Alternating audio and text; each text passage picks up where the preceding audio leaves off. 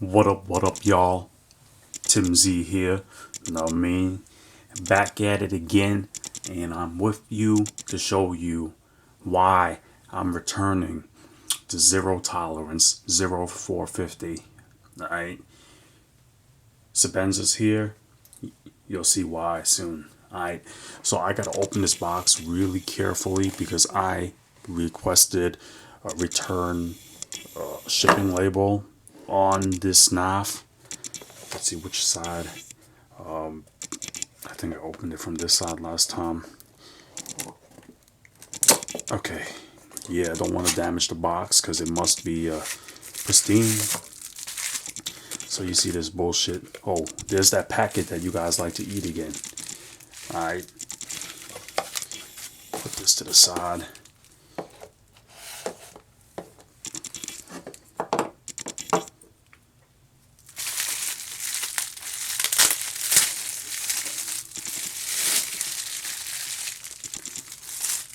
So, I ordered this shit from BladeHQ. And right here, the zero tolerance 0450. It looks great and shit, but I found out it's not for me.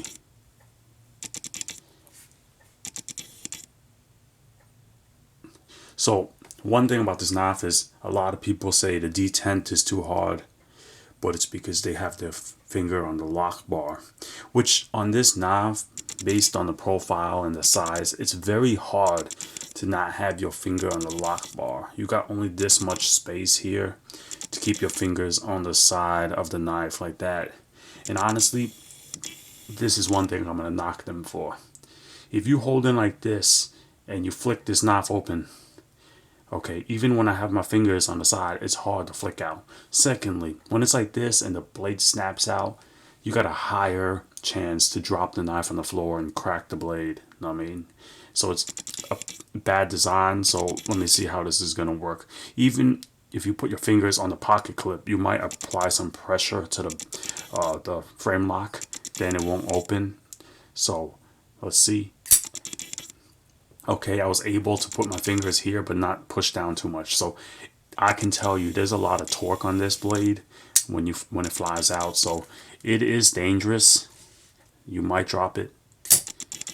It snaps out with authority, but you gotta be you gotta know that you can't like have your finger there, which is when you want to use a knife, you're not thinking like that, right? You want something that you grab it in any position and opens right out. But no, you can't do that with this knife.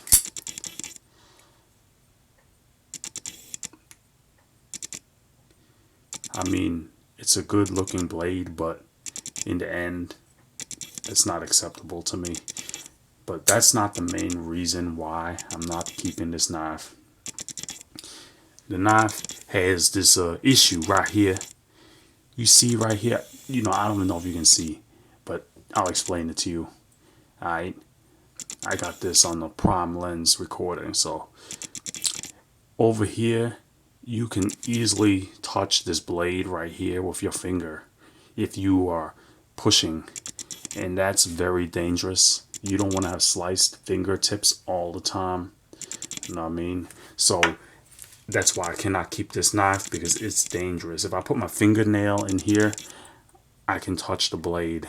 And trust me, when it's clipped to the inside of your pocket for right hand tip up carry, if you reach in for, just say you keep your keys in your pocket with it, it's easy to reach into your pocket and pull up. You're gonna have a big ass slice on your finger.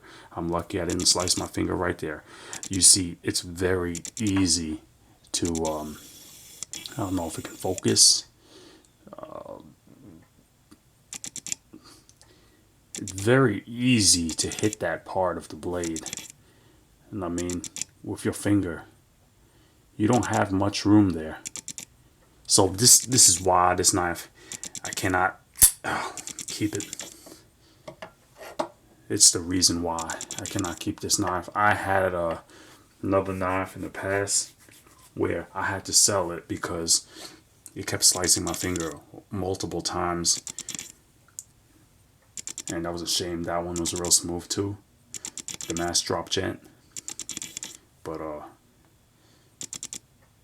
it's unfortunate. I really wanted to like this knife. And it just can't. You know what I mean? It's a disappointment for sure. I mean, you can see size comparison here. I don't know how many of you comparing these two titanium frame locks. They're not the same, but similar. Chris Reeves, Sebenza.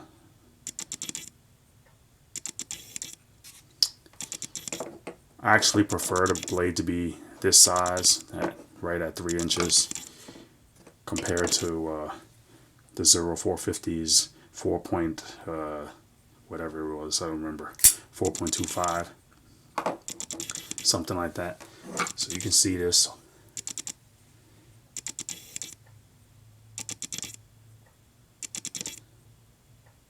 Honestly, I'm going to say that the Sebenza has a more useful blade shape with this Insingo.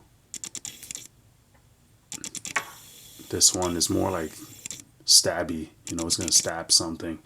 It's doing stab cuts, know what I mean? This ain't doing no slicing or food prep.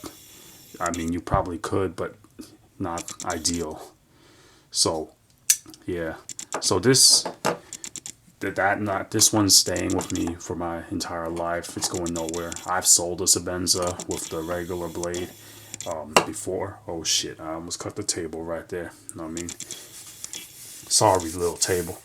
Okay, so I sold one in the past and I regretted it so much that I purchased a new one with the Insingo blade just because I thought it looked cool. I don't even know if you can still buy these Insingos. You probably can, but one day if they stop making these knives, trust me, the value on them is going to triple. Alright, this one, I'd never carried it. It's going back in the bag.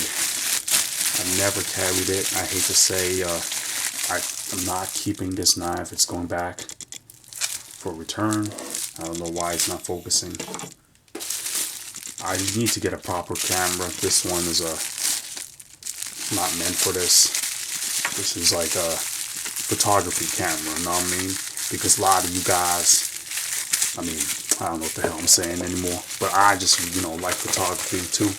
And yeah, so I'm gonna put this back in nicely. You gotta, when you return shit, make sure you put it back nicely because they need to sell this to someone else. I did not carry this blade, so I mean, the box is nice and everything.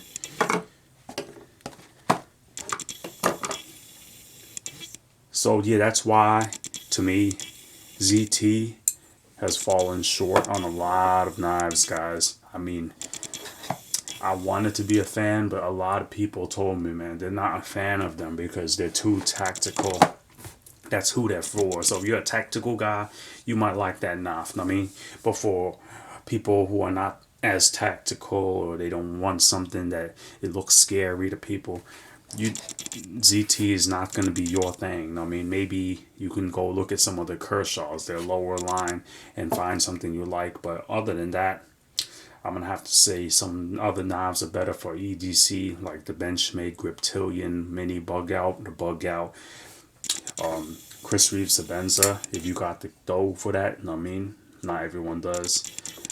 This is a lot of people's grail knife, guys. So if you have one of these, you guys should be really grateful about your position in life. Know what I mean? Yeah, it's a great knife. Know what I mean?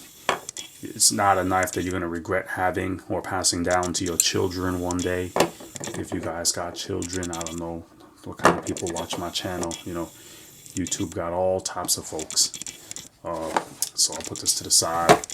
So yeah, I mean, I cannot recommend ZT for most people. I have to say that might be the last ZT that I ever will try.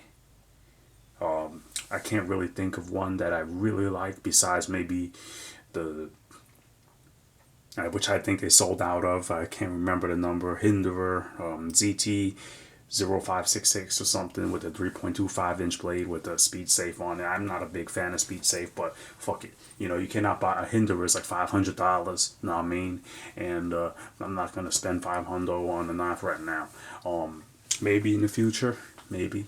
But let me tell you something, guys. These knives, the lower price ones, you're paying for extremely good quality knives. Anything above like 300, you're paying for the name or custom knife makers, for them to eat or for them to keep their high maintenance wives or something. I mean, so you being suckered, you know. So you see this Sebenza, I mean, like under $400. You cannot go wrong with this, guys. If it's your only knife you ever own, you won't regret it. As long as you don't modify it, it'll last you your entire life, and they'll service it for you and stuff, you know. But if you want another kind of knife with great warranty, I recommend Benchmade. You know what I mean? Benchmade's great. They'll replace your shit, they fix your shit, and they'll even replace your blade if you dumb shit broke it with some prying. You know what I mean? But Spyderco won't replace your blade. So Spyderco might charge you more for the service too. They take it apart and charge you like $20.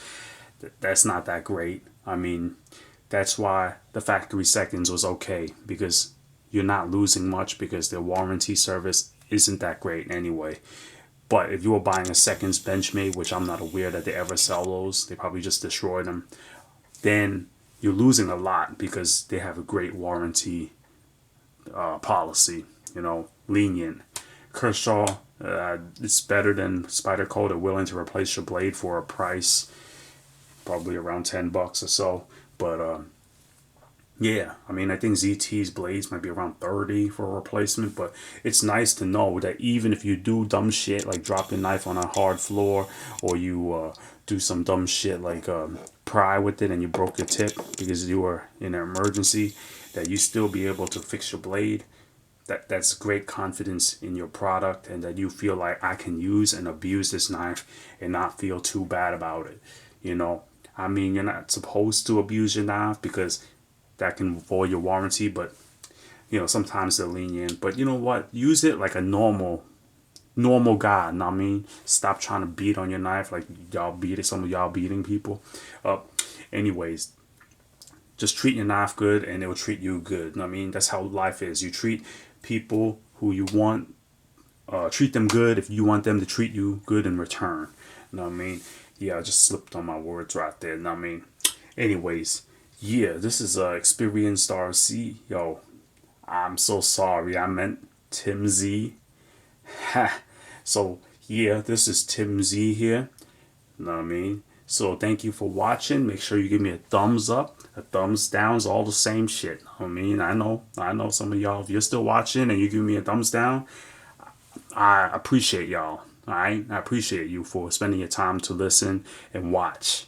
Okay? I'm going to have more videos to post in the future. If you have any content you would like to see, food, cooking reviews, or anything like that, product reviews, let me know. I'm open to all that, y'all. You know what I mean? So, this is Tim Z. Please subscribe. Remember that. Click the bell button to get notifications like ding ding. You know what I mean? And until next time, man. Tim Z out.